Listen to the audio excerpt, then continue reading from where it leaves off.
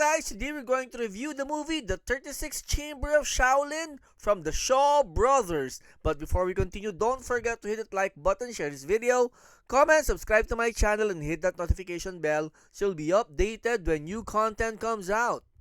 The greatest strength and weakness of Hong Kong martial arts flicks from the 70s and 80s is of course fight choreography. It is a strength when the viewer is treated to complicated movements that flow into each other with a rhythm similar to musicality, and fights turn into a terpsichorean spectacle. It is a weakness when the fight becomes too choreographed, that movement becomes contrived and becomes a dance like a high school field demonstration. In the case of 36th Chamber of Shaolin, its choreography puts many to shame. It can be considered the standard upon which 70s and 80s martial arts movies should be measured. It is highly entertaining and is filled with moments that have become tropes in the genre. The movie is about Sante, played by Gordon Liu, a student who enters the Shaolin Temple to avenge what corrupt government officials did to his friends and family.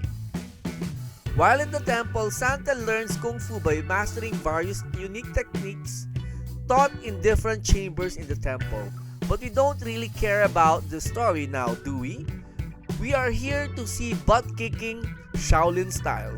To be fair, while the story is cliched, the movie touches upon deeper themes like government oppression and freedom. This film is a masterpiece of martial arts films. Directed by Liang Liu, the movie is like a video game given life. We see the leveling up of the hero as he gets experience points and skills in each chamber. The training sequences are of course the best parts of the movie as Santes suffers and overcomes the hardships he had to experience in the chamber. And what I like about the chambers is that they all teach lessons that are actually practical and make a lot of sense in combat.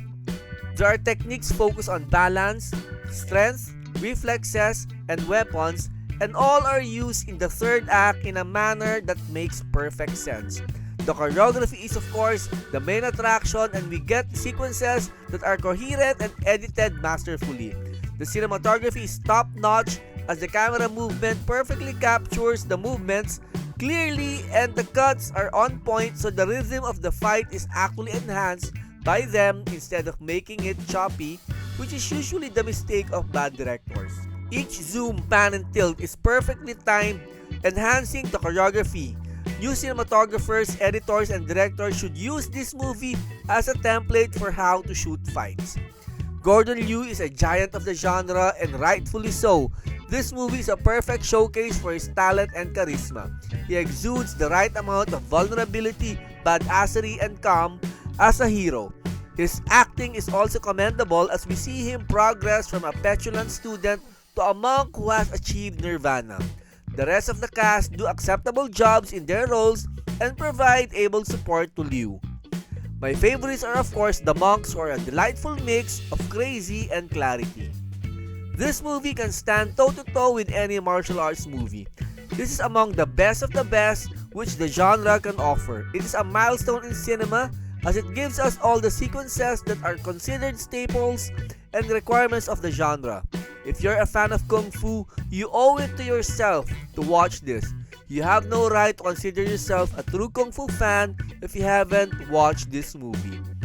So that's the review of the 36th Chamber of Shaolin. This has been Kulas for Tambe Reviews. Thank you for watching. Keep on playing.